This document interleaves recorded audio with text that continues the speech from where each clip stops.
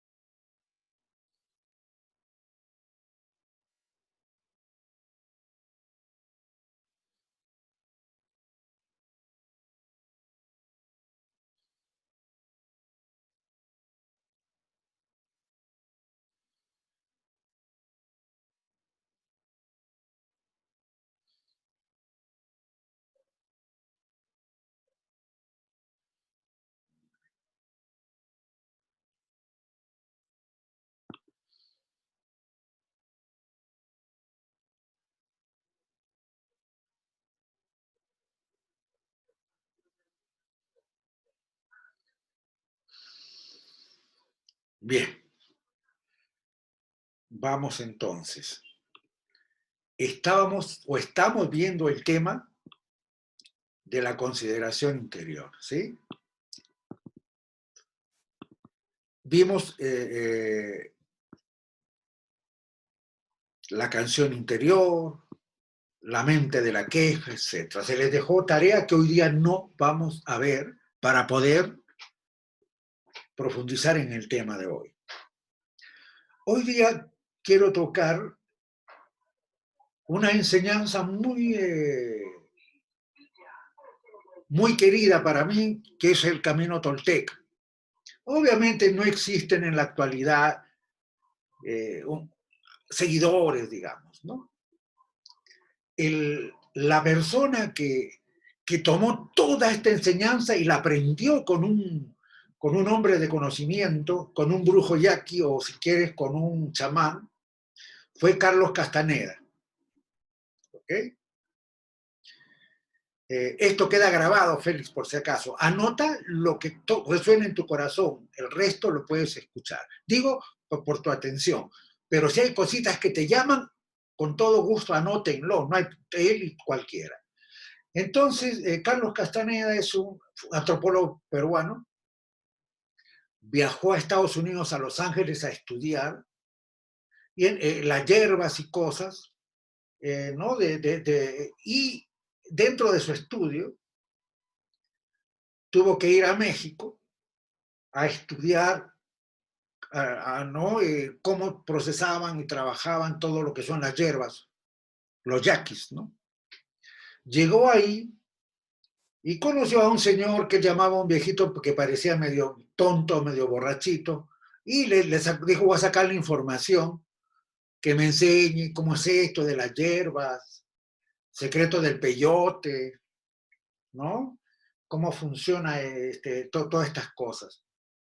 ¿Y qué resulta? Que ese señor, tan común, que se llamaba Juan Matus, ese viejito con cara de borrachito y medio tonto, le fue enseñando, enseñando, enseñando, enseñando, hasta que se fue transformando en su maestro. Y había sido todo un gran hombre de conocimiento. Y él se convirtió en hombre, no, Carlos Castaneda, que primero era tonto, luego se volvió guerrero y terminó como hombre de conocimiento. Esa enseñanza es hermosa, es profunda,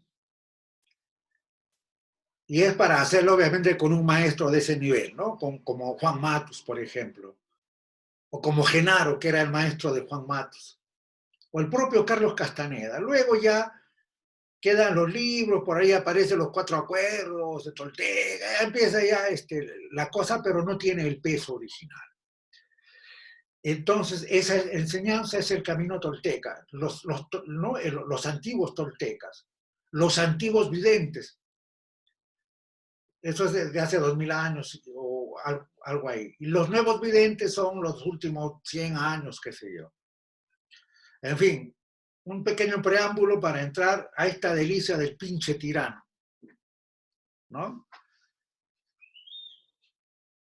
Bueno, ustedes saben que en nuestra vida, y esto lo acabamos de ver en esto de la consideración interna, nos toca lidiar, alternar con gente molesta, ¿no?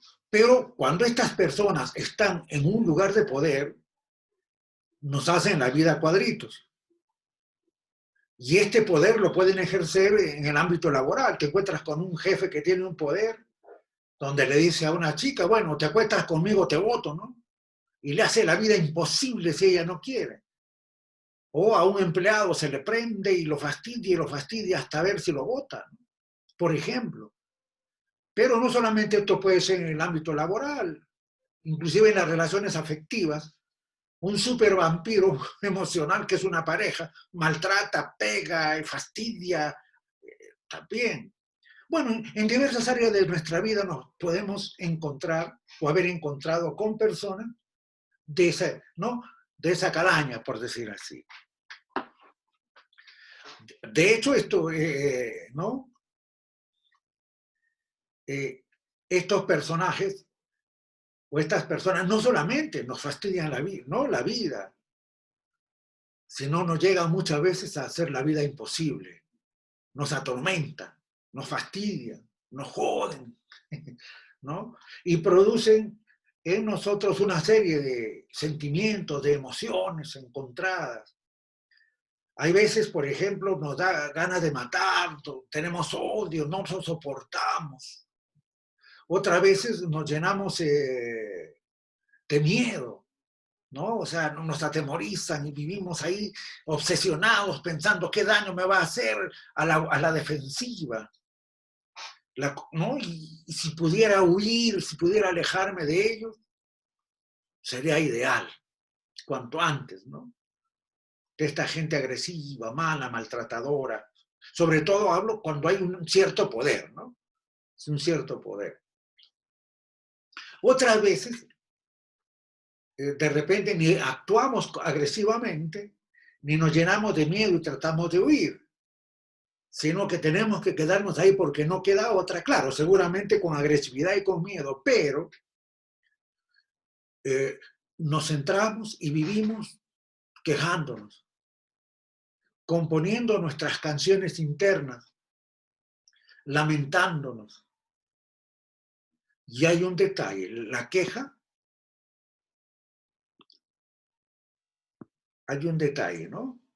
La queja nos transforma en víctima, por si acaso. Tú quieres ser víctima de alguien, entonces sigue en tu mente a tu canción interior, a tu consideración interna, a tu queja. La queja nos transforma en víctima. Totalmente lo opuesto a un guerrero. ¿Sí? Y cuando tú te quejas y te vuelves víctima, prácticamente renuncias a tu libertad, renuncias a que tus emociones dependan de ti. Porque de ti va a depender, ¿qué? Nada, nada. Tus estados de ánimo van a depender de el victimario, ¿no? Porque tú eres víctima. Y te digo, ¿por qué estás triste? No dice porque me da la gana, dice, no, por culpa de lo que me hace esa persona. Víctima. ¿Y por qué estás enojado? Por lo que me ha hecho tal, ¿no? Mi victimario.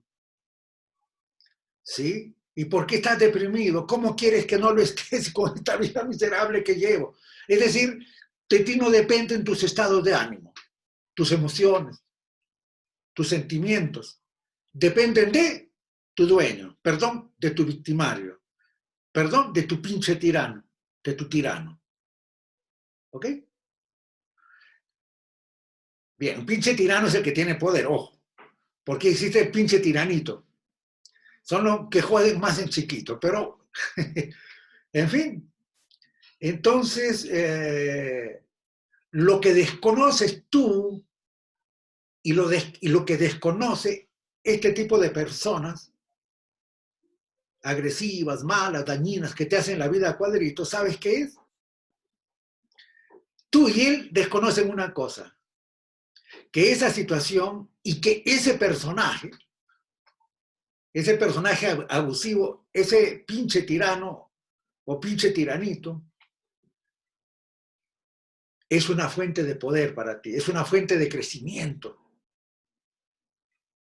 Pero como uno no sabe porque vive centrado en la queja y el otro centrado en su odio, entonces se desperdicia la ocasión. Pero tú podrías. Como nos relata bien Carlos Castaneda, este antropólogo peruano, él nos cuenta, los antiguos toltecas, aspirantes a guerreros, buscaban, ¿no?, este tipo de personas para desarrollar los atributos que caracterizan a un guerrero. Es decir, para ser guerrero, tú tenías que desarrollar ciertos atributos, ¿sí? Y estos atributos solamente lo podías tener si tenías un pinche tirano al lado. A tal grado, le decía el maestro Juan a Carlos Castaneda, que si no tenemos en nuestra vida un pinche tirano, deberíamos salir corriendo a buscarlo. Pues son una fuente de poder, ¿sí? Otro aspecto importante en cuanto al pinche tirano es, ¿no?, se puede producir ¿qué te digo? En la convivencia, en el acercamiento con un pinche tirano, es una ocasión ideal para demoler el ego. Sea, ¿no?, a través de la aceptación, sea a través del control interno. O sea, es demoler el ego. En las enseñanzas toltecas se le llama la importancia personal, ¿no? Ese es el lenguaje que usaba don Juan. Esta importancia personal, ¿qué es? Donde yo me siento el eje del mundo, ¿no? Lleno de consideración interior, qué piensan, cómo me miran, cómo me hablan. Ah, siempre tengo razón yo y los demás están equivocados. Imagínate lo que me han hecho. Imagínate lo que me dicen. Imagínate cómo me miran. Imagínate cómo me tratan. O si no estoy hablándolo mentalmente, ¿no? ¿Cómo puede ser posible que a mí me traten así? ¿no? Yo que soy una persona que merezco tanto, no puede ser, etc. Entonces, imagínense un llorón de este tipo con un pinche tirano. ¡Uh! Pinche tirano, le saca la mierda en 2 patadas. Uso esa expresión a propósito, ¿ya? Y cuando use ya no voy a estar explicándoles que por qué la uso. Solamente les digo, hay expresiones como esa.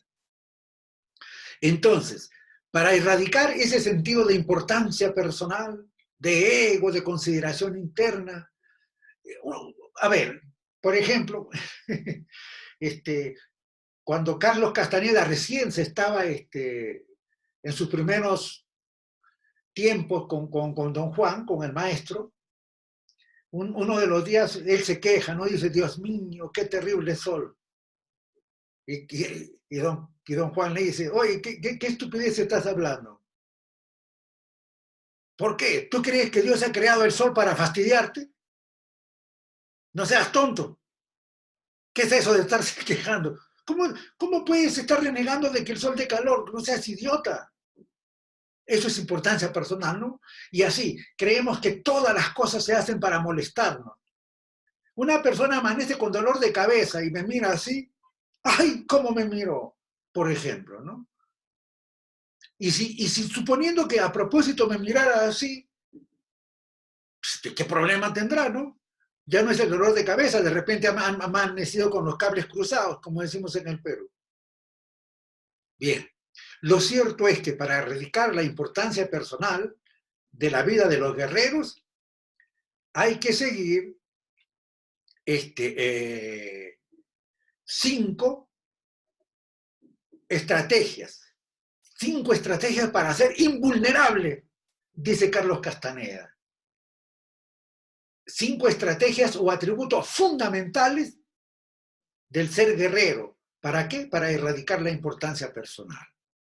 Seguramente en lo que voy a desarrollar, nosotros no vamos a aplicar el camino tolteca, pero sí vamos a entender una cosa. Si quieres ser guerrero, superar totalmente la consideración interior, la queja y la estupidez. Eso es bien claro. Ahora, estas estrategias o atributos fundamentales del ser guerrero, ¿no? Centrados para erradicar la importancia personal. Es en el lenguaje ¿no? del maestro Juan Matus. ¿Cuáles son? El control y la disciplina, el humor y la simpatía, la impecabilidad y la habilidad para escoger el momento oportuno. ¿No? 5 son. Control y disciplina, humor y simpatía, la impecabilidad y la habilidad para escoger el momento oportuno. Tú me dices, pero son 4, sí. Estos 4 elementos pertenecen al mundo privado del guerrero. Pertenecen al mundo de lo conocido, al mundo privado del guerrero. Hay un 5.º elemento para graduarte como guerrero. Este 5.º elemento pertenece al mundo exterior del guerrero. ¿Y sabes cuál es? El pinche tirano.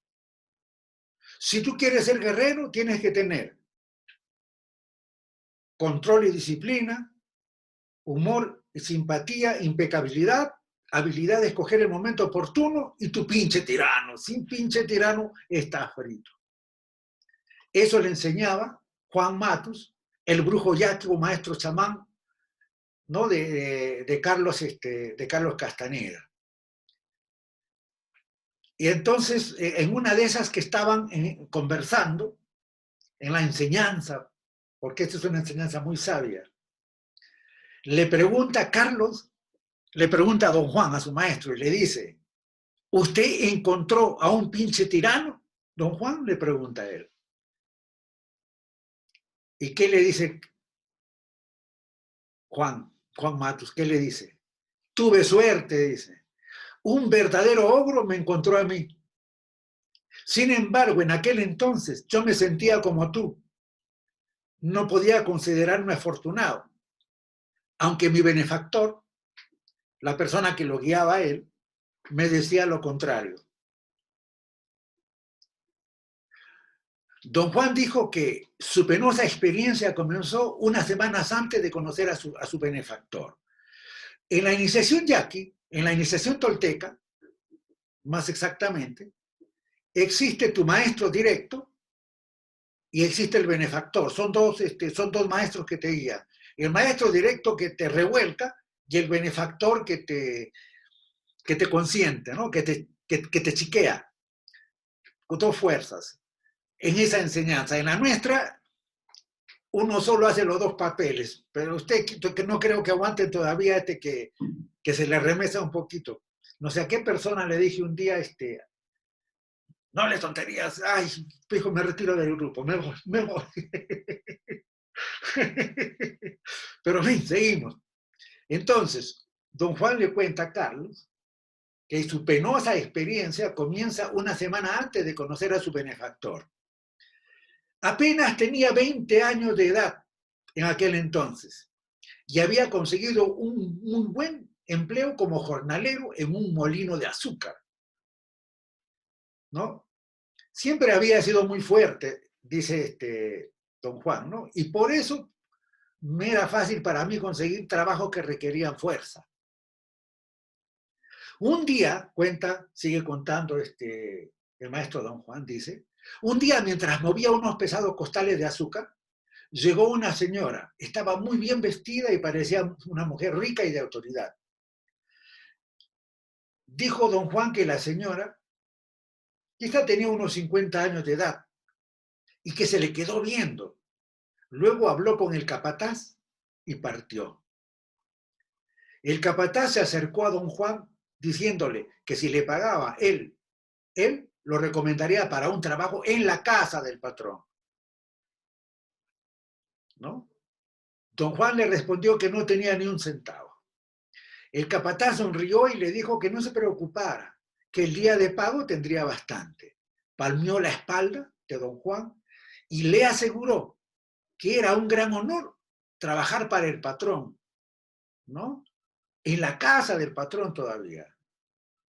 Don Juan dijo que, puesto que él era un humilde indio ignorante, que vivía al día, ¿no?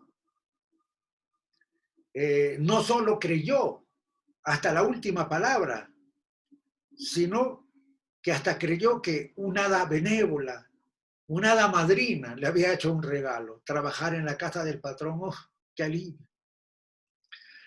¿No?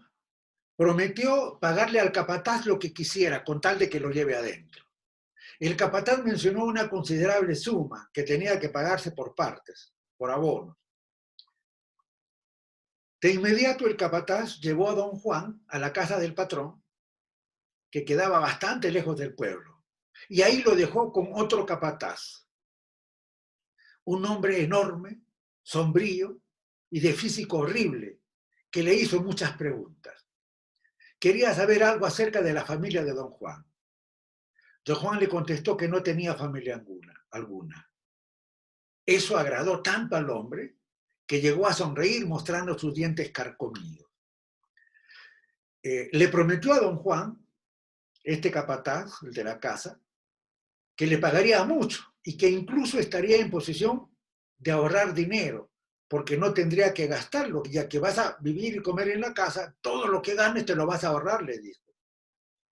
Lo miró de una manera muy especial y rió. La manera como el hombre se rió aterró tanto a don Juan que de inmediato trató de salir corriendo. Llegó hasta la entrada, pero el hombre le cortó el camino con un revólver en la mano.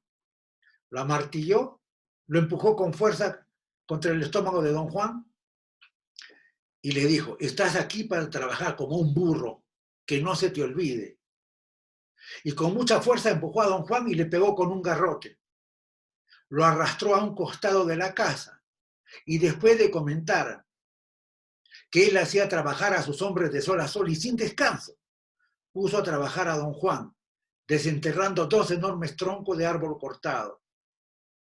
También le dijo a don Juan que si otra vez intentaba escapar o acudir a las autoridades, lo mataría a balazos. Trabajarás aquí hasta que mueras, le dijo. Y después otro indio tomará tu puesto, así como tú estás tomando el puesto de un indio muerto. Don Juan ¿no? Le decía, decía que la casa parecía una fortaleza inexpugnable, con hombres armados, con machetes por doquier. Así que lo único sensato que podía hacer, ponerse a trabajar y no pensar en sus cuitas. Al final de la jornada, el hombre regresó y porque no le gustó la mirada desafiante en los ojos de don Juan, se lo llevó a patadas hasta la cocina. Amenazó a don Juan con cortarle los tendones de los brazos si no obedecía. En la cocina una vieja sirvió la comida, pero don Juan estaba tan perturbado que no podía comer. La vieja le aconsejó que comiera todo porque tenía que fortalecerse, ya que su trabajo jamás terminaría. Le advirtió que el hombre que ocupaba su lugar había muerto el día anterior. Estaba demasiado débil y se cayó de una ventana del segundo piso. Don Juan dijo que trabajó en la casa del patrón por 3 semanas y que el hombre abusó de él a cada instante, bajo la amenaza constante de su cuchillo, pistola o garrote. El capataz lo hizo trabajar en las más peligrosas condiciones, haciendo los trabajos más pesados que es posible imaginar. Cada día lo mandaba a los establos, o ¿no? al pesebre, a la caballeriza, a limpiar, mientras, aún estando los caballos, ¿no? Carañones, caballos nerviosos, ahí lo mandaba a limpiar. Era peligrosísimo eso. Al comienzo del día, don Juan tenía siempre la certeza de que no iba a sobrevivir. Y sobrevivir solo significaba que tendría que pasar otra vez por el mismo infierno al día siguiente. Es decir, sobrevivía, pero todo y al día siguiente de nuevo y de nuevo y de nuevo. Lo que precipitó la escena final fue la petición que don Juan hizo en un día feriado. Pidió unas horas para ir al pueblo a pagarle el dinero que le debía al capataz, al capataz del molino, al primero. Era un pretexto. El capataz se dio cuenta y repuso que don Juan no podía dejar de trabajar, ni siquiera un minuto, porque estaba allí endeudado hasta las orejas por el solo privilegio de trabajar en la casa del patrón. Don Juan tuvo la certeza de que ahora sí estaba perdido. Entendió las maniobras de los dos capataces. Estaban de acuerdo para hacerse de indios pobres del molino, hacerlos trabajar hasta la muerte y luego dividirse sus salarios. Al darse cuenta cabal de todo esto, don Juan explotó, comenzó a dar gritos histéricos, gritando atravesó la cocina y entró a la casa principal. Sorprendió tan por completo al capataz y a los otros trabajadores que pudo salir corriendo por la puerta delantera. No, se alejó, casi logró huir, pero el capataz lo alcanzó y en medio del camino le pegó un tiro en el pecho y lo dejó ahí, dándolo por muerto. Don Juan dijo que su destino no fue morir, porque ahí, ¿no? Tirado, abandonado en el camino, ahí mismo lo encontró su benefactor y lo cuidó hasta que se repuso. Cuando le conté toda la historia a mi benefactor, prosiguió don Juan, ¿no? Porque don Juan había pasado todo esto y a su benefactor le cuenta todo lo que había pasado. Cuando le conté toda la historia a mi benefactor, prosiguió don Juan, apenas logró contener su emoción. Ese capataz es un verdadero tesoro, le dijo. ¿No? Ese capataz es un verdadero tesoro, dijo mi benefactor. Es algo demasiado raro para ser desperdiciado. Tienes que volver a la casa algún día. Se deshacía en elogiar a mi suerte de encontrar un pinche tirano único en su género, con un poder casi ilimitado. Y don Juan pensó que ese hombre estaba loco. Le tomó años entender cabalmente lo que le estaba diciendo, no que ese capataz es un tesoro. Está loco. Este es uno de los relatos más horribles que he escuchado en mi vida, dijo Carlos, ¿no? Y le pregunta a don Juan, dijo, ¿realmente usted volvió a esa casa? Claro que volví, 3 años después. Mi benefactor tenía razón. un pinche tirano como aquel era único en su género y no podía desperdiciarse. ¿Cómo logró usted regresar? Mi benefactor ideó una estrategia utilizando los 4 atributos del ser guerrero: control, disciplina, refrenamiento y la habilidad de escoger el momento oportuno. Don Juan dijo que su benefactor, al explicarle lo que él tenía que hacer en la casa del patrón para enfrentar a aquel ogro de hombre, ¿no? También le reveló que los nuevos videntes consideraban que habían 4 pasos en el camino del conocimiento. A ver, don Juan dijo que su benefactor, al explicarle lo que tenía que hacer en la casa del patrón para enfrentar a aquel ogro de hombre, también le reveló que los nuevos videntes consideraban que habían 4 pasos para el camino de conocimiento. Los antiguos videntes son de los españoles para atrás. Bueno, el primero es el paso que dan los seres humanos comunes y corrientes al convertirse en aprendices. En la enseñanza tolteca a las personas comunes se le llama tonto. Luego está el nivel de guerrero, ¿no? Luego está el nivel de hombre de conocimiento, luego está el nivel de vidente. El vidente está por sobre todo. Bueno, el primero es el paso que dan los seres humanos comunes y corrientes al convertirse en aprendices. Al momento en que los aprendices hacen metanoia, eso no le dice don Juan, don Juan le dice, al momento que los aprendices cambian sus ideas acerca de sí mismos y acerca del mundo, nosotros decimos hacen metanoia, ¿no? Dan el segundo paso y se convierten en guerreros. Es decir, en seres capaces de máxima disciplina y control sobre sí mismos. El tercer paso que dan los guerreros, después de adquirir refrenamiento y la habilidad de escoger el momento oportuno, es convertirse en hombres de conocimiento. El tercer paso que dan los guerreros, después de adquirir refrenamiento y la habilidad de escoger el momento oportuno, es convertirse en hombres de conocimiento. Cuando los hombres de conocimiento aprenden a ver, han dado el 4º paso y se han convertido en videntes. Su benefactor recalcó el hecho de que don Juan ya había recorrido el camino del conocimiento lo suficiente para haber adquirido un mínimo de los 2 primeros atributos, ¿no? Control y disciplina. En aquel entonces me estaban vedados otros 2 atributos, prosiguió don Juan: el refrenamiento y la habilidad de escoger el momento oportuno quedan en el ámbito del hombre de conocimiento.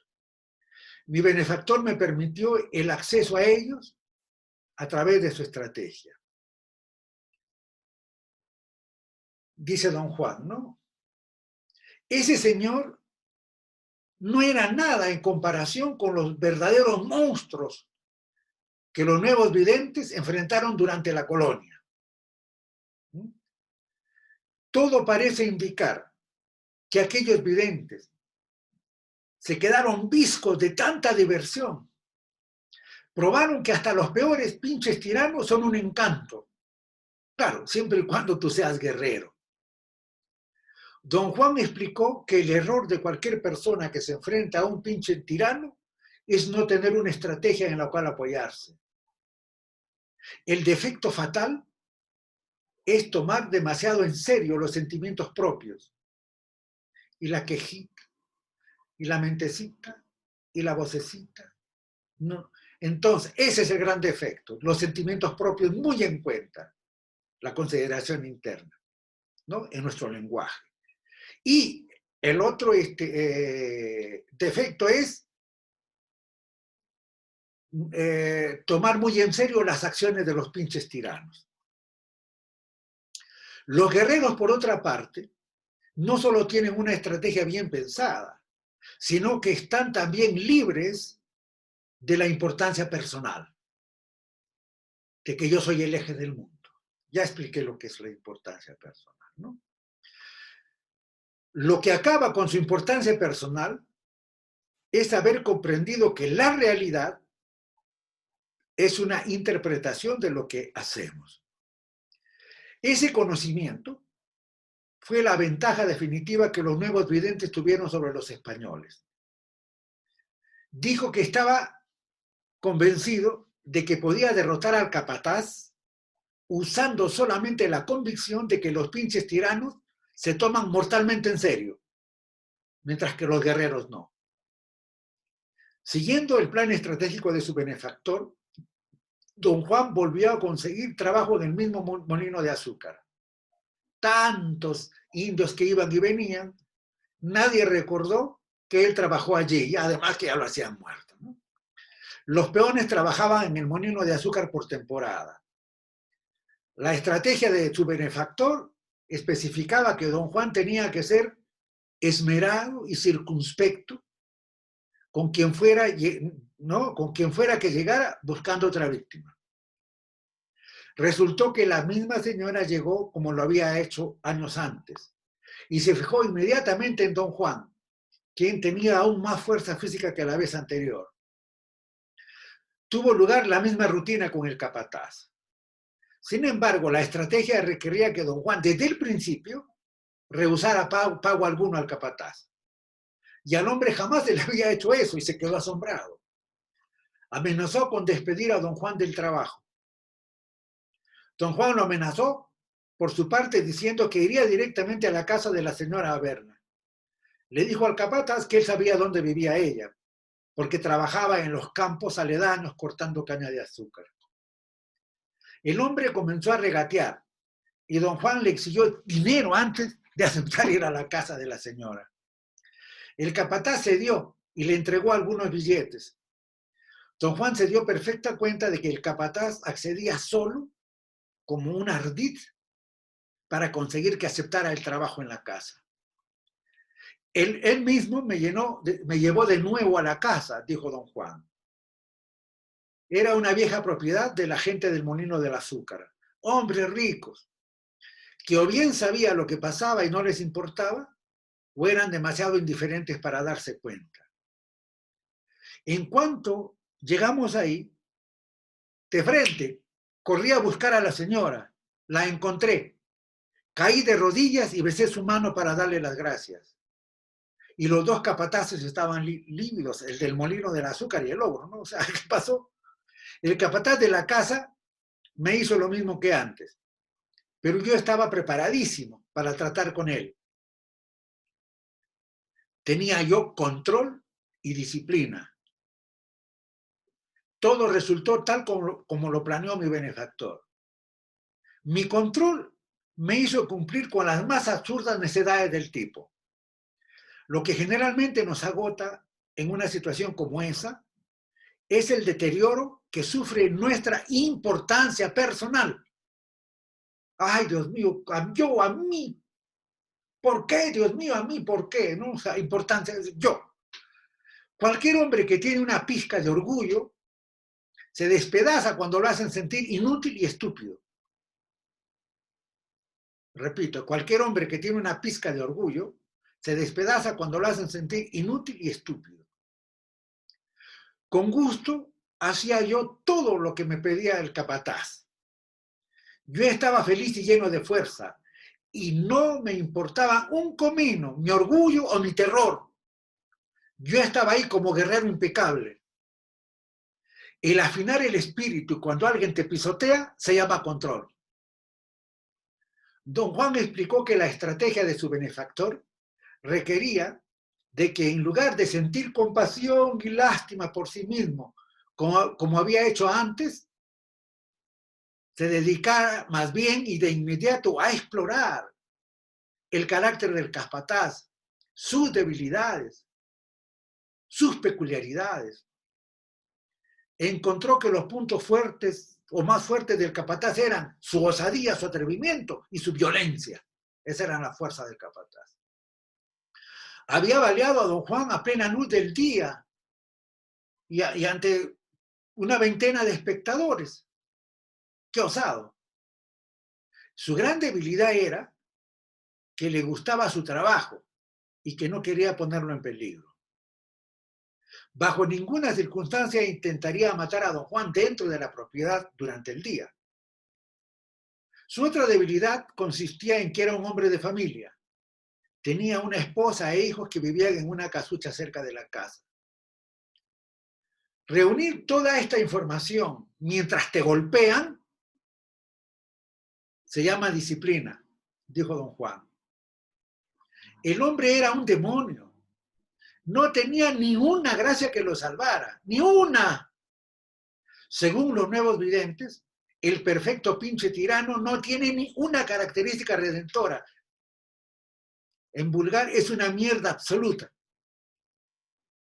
Don Juan dijo que los dos últimos atributos del ser guerrero, que él aún no tenía en aquel entonces, habían quedado automáticamente incluidos en la estrategia de su benefactor. El refrenamiento es esperar con paciencia, sin prisas y sin angustia. Es una sencilla y gozosa retención de la recompensa que viene después, de lo que gana, del pago que viene después. Mi vida era una humillación diaria, prosiguió don Juan.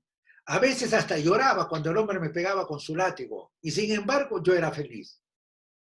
La estrategia de mi benefactor fue lo que me hizo aguantar día a día tras día, sin odiar a nadie.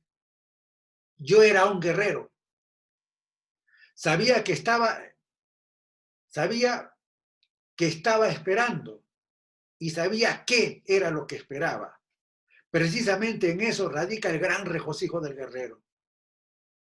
Agregó que la estrategia de su benefactor incluía acosar sistemáticamente al hombre, ¿no? al pinche tirano, escudándose siempre tras una orden superior. Así como habían hecho los videntes del nuevo siglo durante la colonia al escudarse con la Iglesia Católica. Un humilde sacerdote era a veces más poderoso que un noble en esa época, ¿no? El escudo de don Juan era la señora dueña de la casa. Cada vez que la veía, se arrodillaba ante ella y la llamaba santa. Le rogaba que le diera la medalla de su santo patrón para que él pudiera rezarle por su salud y bienestar. Me dio una medalla de la Virgen, prosiguió don Juan, y eso casi aniquiló al capataz. Y cuando conseguí que las cocineras se reunieran a rezar por la salud de la santa patrona, casi sufrió un ataque al corazón. Creo que entonces decidió matarme. No le convenía dejarme seguir adelante. Y a manera de contramedida, de eso de que ya pensaba matarlo, organizé un rosario entre todos los sirvientes de la casa. La señora creía que yo tenía todas las características de un santo. Después de aquello, ya no dormía profundamente ni dormía en mi cama. Cada noche me subía al techo de la casa. Desde ahí vi 2 veces al hombre llegar a mi cama con un cuchillo.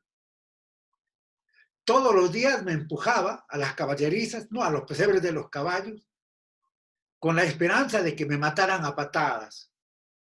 Pero yo tenía una plancha de tablas pesadas que había fabricado y lo ponía en la esquina.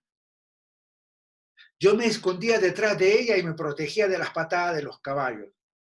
El hombre nunca lo supo, porque los caballos le daban náuseas. Esa era otra de sus debilidades, la más mortal de todas, como resultó al fin. Don Juan dijo que la habilidad de escoger el momento oportuno es una cualidad abstracta que pone en libertad todo lo que está retenido, ¿no? Tú te controlas. Control y disciplina y refrenamiento son como un dique del cual todo está estancado. La habilidad de escoger el momento oportuno es la compuerta del dique. ¡Pum! Se abre. El capataz solo conocía la violencia con la cual aterrorizaba. Si se neutralizaba su violencia, quedaba casi indefenso. Don Juan sabía que el hombre no se atrevería a matarlo a la vista de la gente de la casa. Así que un día, en presencia de otros trabajadores y también de la señora, don Juan insultó al hombre. Le dijo que era un cobarde y un asesino y que se amparaba en su puesto de capataz. La estrategia de su benefactor exigía que don Juan estuviera alerta para escoger y aprovechar el momento oportuno y voltearle las cartas al pinche tirano. Cosas inesperadas suceden así. De repente, el más bajo de los esclavos se burla del déspota, lo vitupera, lo hace sentirse ridículo frente a testigos importantes. Y luego se escabulle sin darle tiempo de tomar represalias.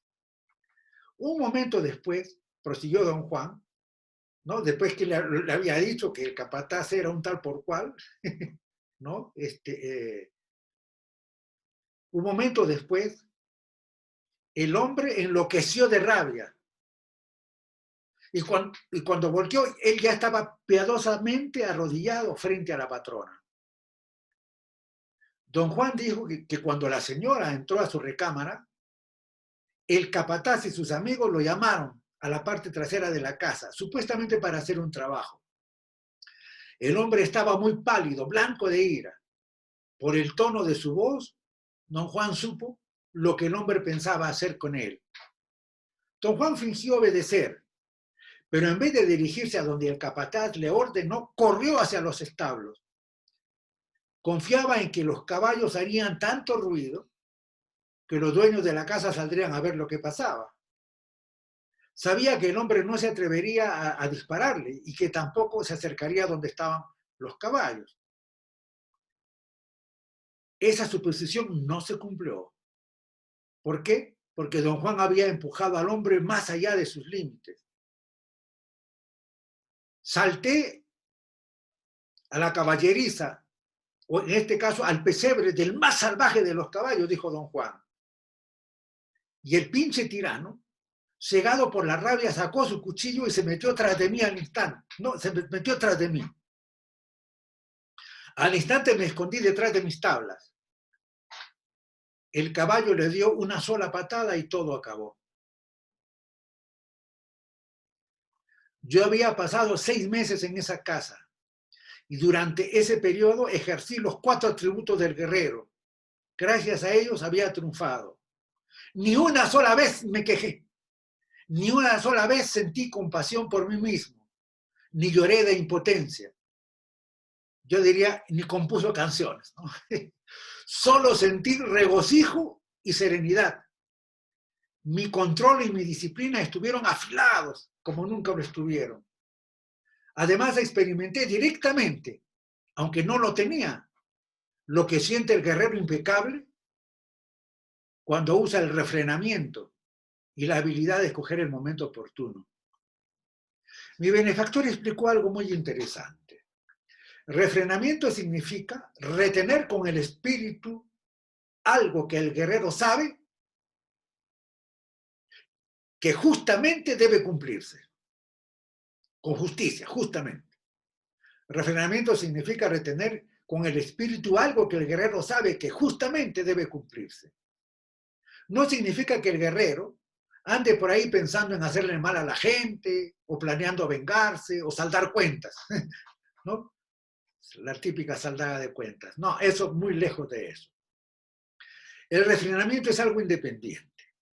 Mientras el guerrero tenga control, disciplina y la habilidad de escoger el momento oportuno, el refrenamiento asegura que recibirá su completo merecido quien quiera que se lo haya ganado.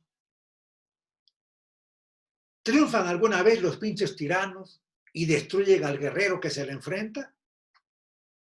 Pregunta don Juan a Carlos Castaneda. Desde luego, dice, durante la conquista y la colonia, los guerreros murieron como moscas. Sus filas se vieron diezmadas. Los pinches tiranos podían condenar a muerte a cualquiera por un simple capricho. Bajo ese tipo de presión, los videntes alcanzaron estados sublimes. Aseguró don Juan de que en esa época los videntes que sobrevivieron tuvieron que forzarse hasta el límite, ¿no? Para encontrar nuevos caminos y posibilidades. Esta es la historia del pinche tirano, ¿sí?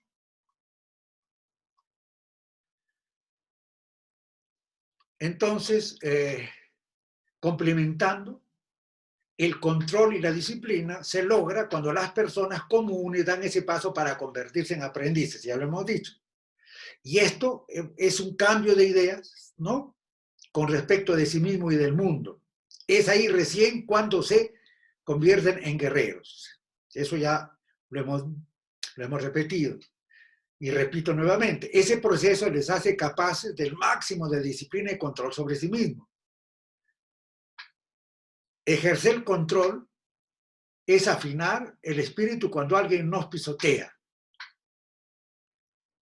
¿Sí? En fin, lo que estoy tratando de decirles es, miren, esto es en el lenguaje de Tolteca, de Carlos Castaneda. Lo mismo diría el señor Gutiérrez, ¿no? El camino espiritual es para guerreros, ¿sí? Ustedes, como ya tienen ¿no? conocimiento y cosas, espero que sepan captar el sentido. Entonces, imagínense lo que hacía un guerrero para ser hombre de conocimiento, digamos, un aprendiz para transformarse en guerrero y un hombre de conocimiento.